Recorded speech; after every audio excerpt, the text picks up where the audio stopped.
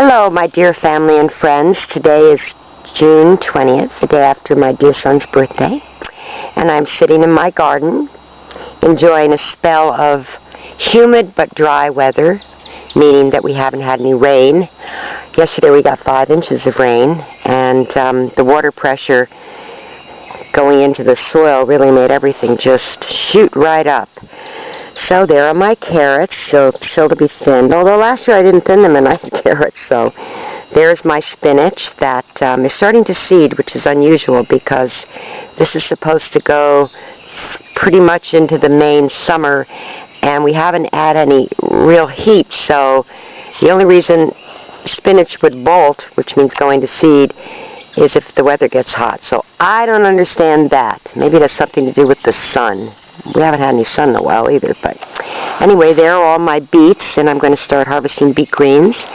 And over there are the sugar snap peas, and on the other side are the snow peas. The snow peas are starting to blossom now. They haven't produced any peas yet, but these are producing peas, and I will show you what I picked this morning. Those are my radishes. They're a gourmet French radish, and I can't remember the name of them, but they're a mild flavor, and they're just delicious. There they are. And there are my snow peas. And there's my spinach. And here is all the beautiful lettuce. This is called oak leaf. See, it looks like an oak leaf.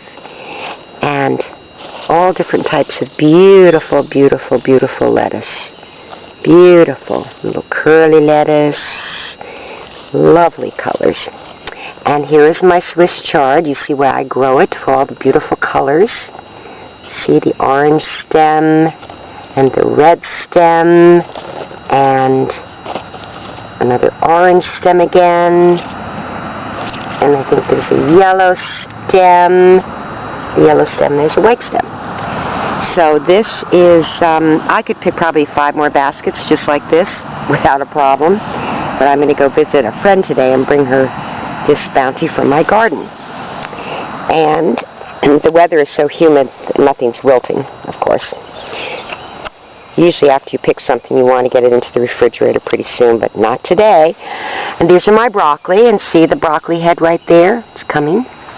So I have 4 broccoli. They produce a big head, and you cut it off, and then they produce a lot of shoots. And I will show you a close-up on the peas that I've just harvested. See, here's a pea right here. That's a sugar snap. You can eat the whole thing. I'm going to eat it right now. You can listen to me crunch. Thank you, dear plant. Thank you for sustaining my life. You always say thank you. Now, the little tendrils I was telling you about. Look at these little delicate tendrils. It's amazing that this little tendril can hook right on to that. See it? It's hooking right on.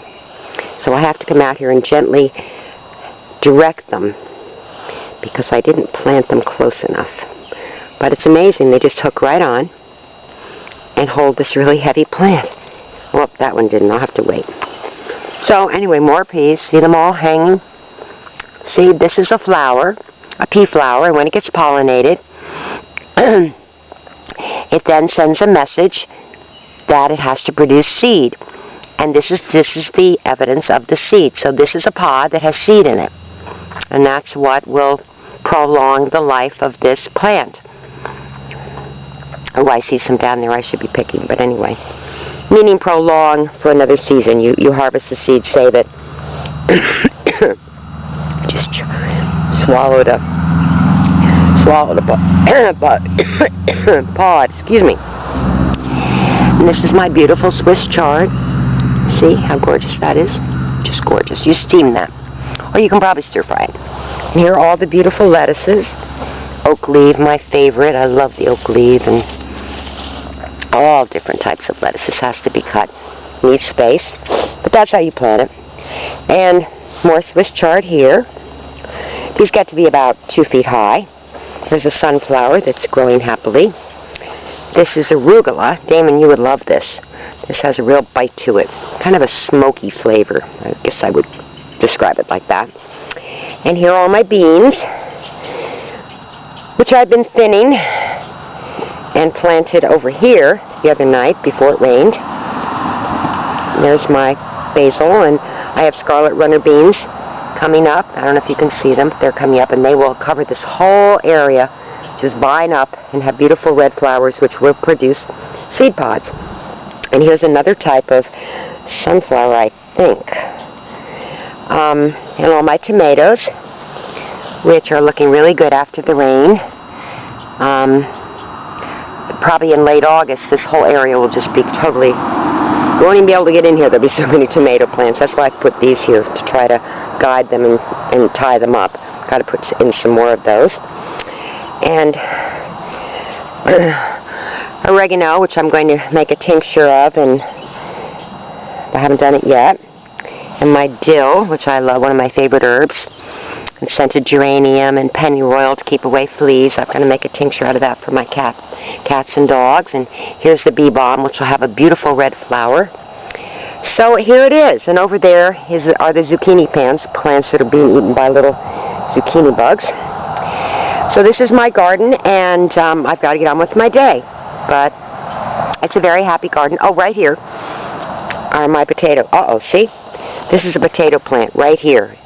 And you keep covering it and covering it and covering it, and it will produce potatoes way down on the bottom level here. And I will show you that. I might be able to get some new potatoes, little ones, in about 2 more weeks. But I'll let this go, actually, until the leaves start turning yellow, which will be probably in September. And then I'll harvest the potatoes. But, of course, this is all screening and fortressing to keep my cats from lounging on here. So, but anyway, here it is, and I'll have to cover that potato plant. So that's it from the garden in my beautiful little whirligig from Germany that I've had forever, probably about 15 years. I love it. So here it is, and I love you all. Bye-bye.